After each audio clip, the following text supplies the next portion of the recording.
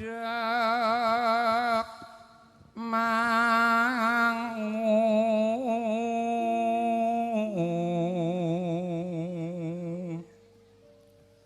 Bapa Hartono Kyolu maku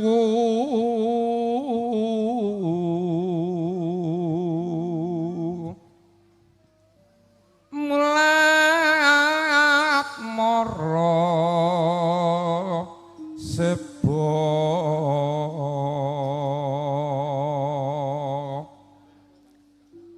rawuh nyobesan sinara wedi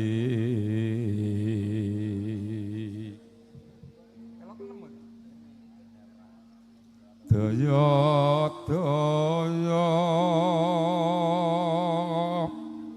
sang pangarsa lumaksana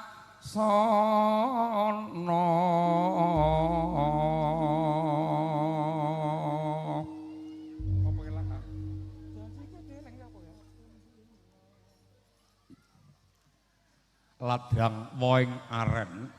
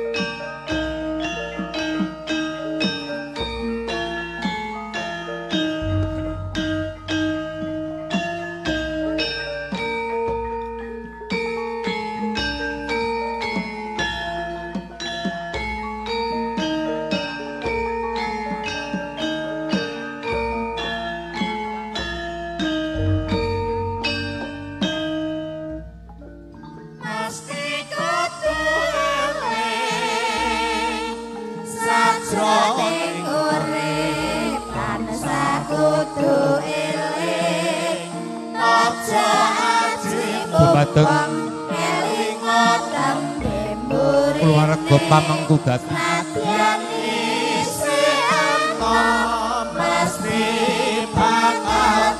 keluarga pamengku dadi Bapak Ibu Yapto keparenga jumeneng saking sastra palenggahan nggih arsa nampi badhe raipun besan sekadang ingkang wis keparamandi wonten madyane sastra palenggahan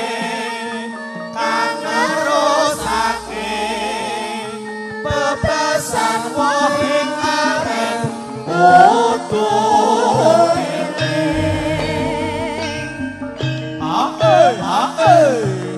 yeah so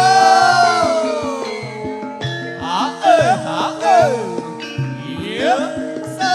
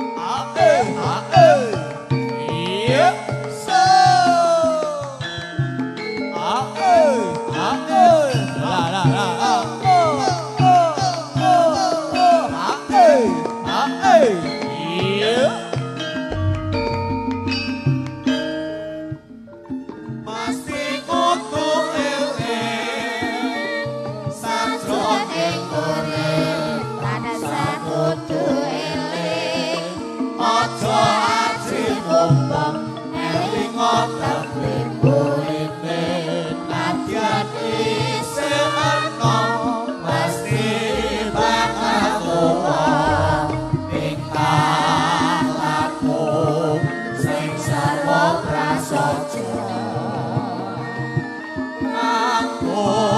patulan dan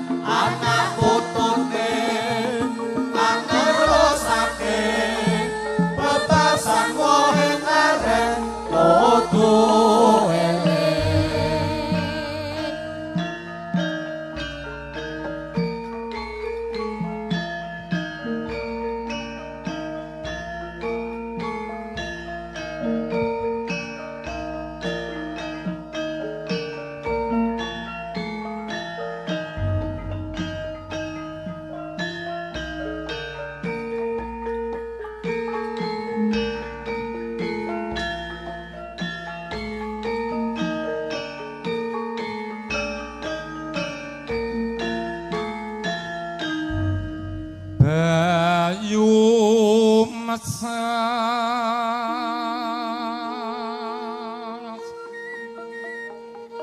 musus nawal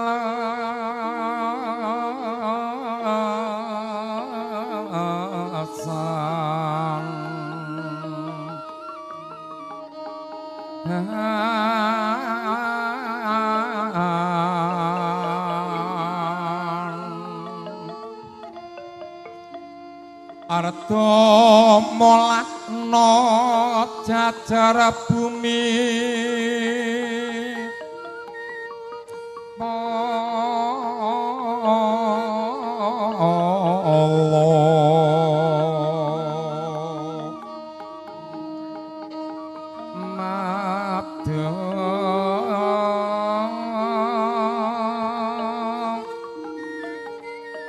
mardi mardi pisar dipeng rat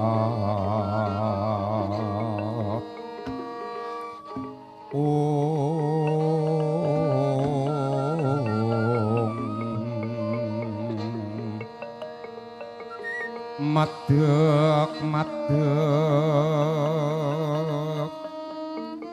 pisarti beng arap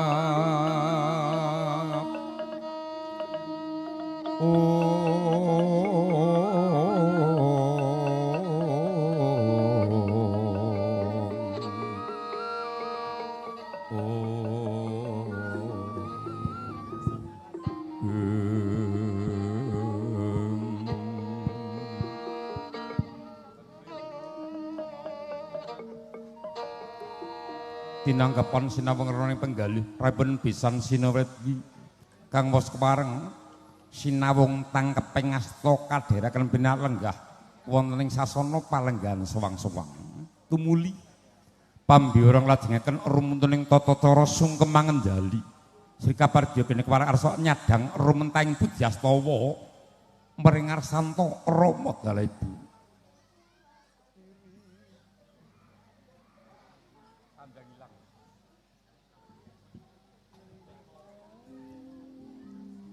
cirine sarat ibaran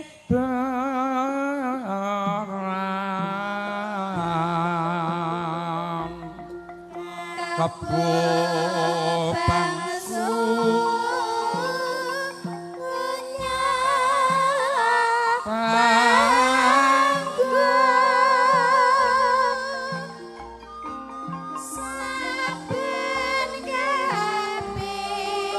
Bapa Lagina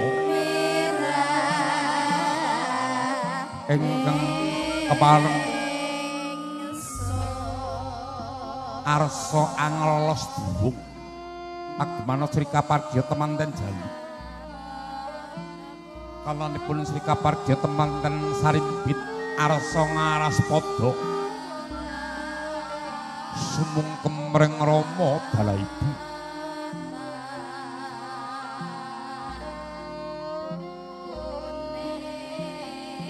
mangkono dene kepareng sowan pringar santo ingkang Rama dalah ibu temanten salimbit datan malang tumulih rumudut kadya dingkluk ing pari kang wis tuwa repepeh pindha sata metarangan tumungkul hamari keluyayah kondeming bantala mukalu sumedhoting mardaya atur saking putra teman salimbit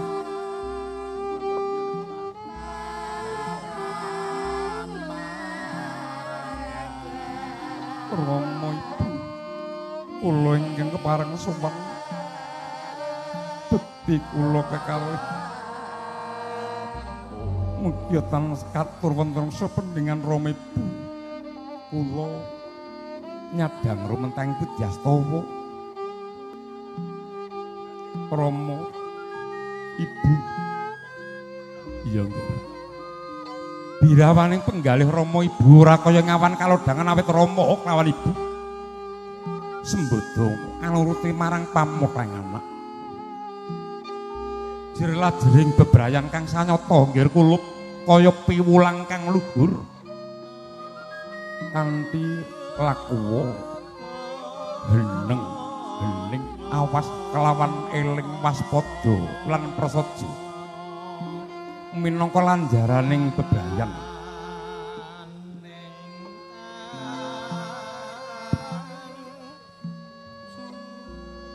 nuwun inggih Rama amung pangandika panjenengan Rama ingkang tansah kula pundi mugi ndadosaken cimet paribeh dumateng kula kekalih anggen kula kepareng badhe anggepir wonten madyaning bebrayan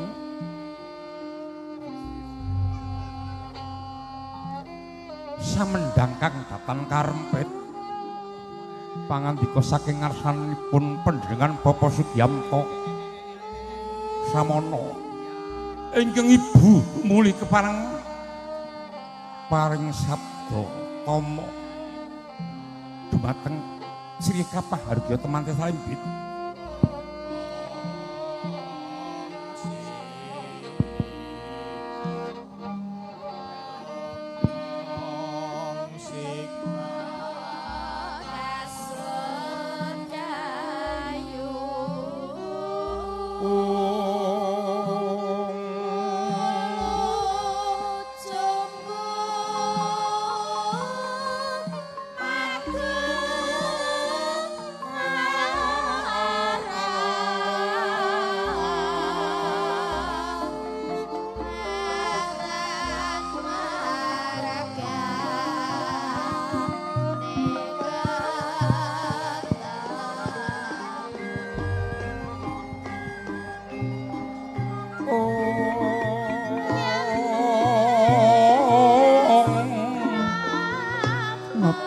Bapak ibu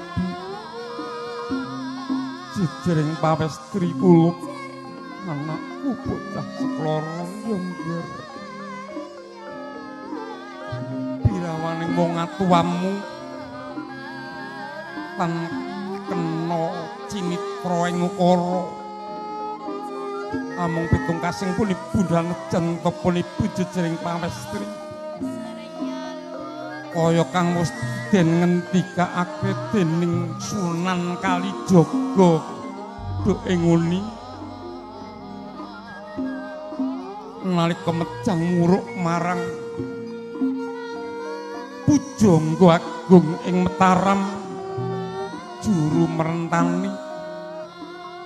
pagraning wong urip kang manggon ana ing Karang Patisan aja luput saka gamane wong tani kang sinebut ing pacul barang papat kang kudu ora kena ucul pisan pacul kang dumadi saka doran anakku bebrayan kang aja tansah maido marang garising pangeran kaping pindho Rama kelingan bapakmu kelingan pacul kang dumadi saka tanding mula anakku bocah sekarang winengku ing jatukrama kang sanyata aja sok nanding-nandingake anakku bocah wadon aja nanding-nandingake marang kebagusaning aliyan semono uga anakku Prabowo nganggo paugeran jakat ora ana wong ayu kejaba mung bojomu dhewe ya Nger. Dening kaping 3 pacul kang dumadi saka bawak tegese wong urip kudu gelem ngobahke awak aja tansah mangkro ing paningalku kaping 4 Pacul kang dumadi saka landhep sanajan to landheping pacul pitung pinyukur bebasane amung kudu luwe landhep daya pamikirmu landhep marang batin lan kaweruhmu kula iku kang mongko minangka pancadan sejarah kang sanata wis keluk lelungsen ndak bakal kuluk muga tansah nyandinga sekar cepaka aku lho gedene